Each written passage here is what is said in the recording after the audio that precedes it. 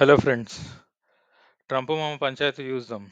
Trump మామ తన global ఆఫీస్‌లో ఏ పనులు కావట్లేదని పరేషాన్‌లో కూర్చున్నాడు. కంట్రీలను బెదిరించినా డబ్బులొస్తలేవు. ఇంటికి పిలిచి ఆతిథ్యం ఇచ్చినా డబ్బులు తెస్తలేరు. పోనీ డబ్బులిచ్చి జనాల్ని పంపించినా డబ్బులు కూడా పనులవుతలేవు, డబ్బులు వస్తలేవు.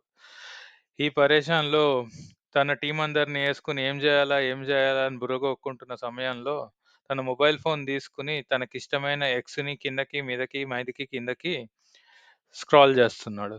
అలా స్క్రాల్ చేస్తుండగా 'శివ 4కే రిలీజ్' అని ఒక మెసేజ్ తారసపడింది.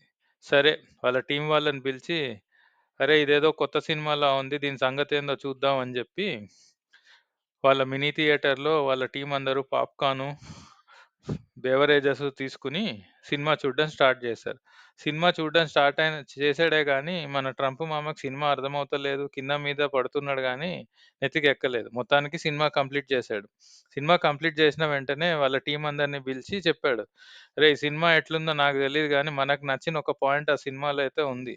ఏంటి సార్ అది" అంటే, ఆ సినిమాలో యాంటాగనిస్ట్ భవాని చెప్తాడు ఒక డైలాగ్.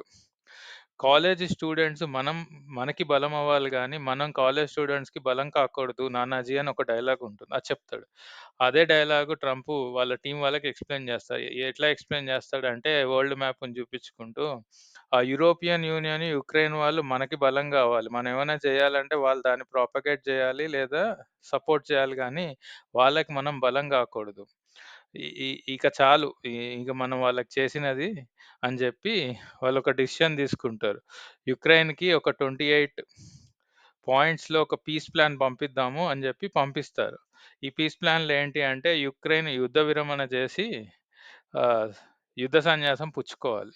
తద్వారా మన ట్రంప్ మామకి ఒక $100 బిలియన్ కలిసొస్తాయి. ఇలా కలిసొచ్చిన సంబరాల్లో మళ్ళీ ఆర్‌జీవీకి ట్వీట్ జేసి "జై హో శివ 4కే" అని జెప్పాడు మన ట్రంప్ మామ. ఇక సెలవు ఇవాల్టికి. మళ్ళీ కొత్త స్టోరీతో మళ్ళీ కలుద్దాం.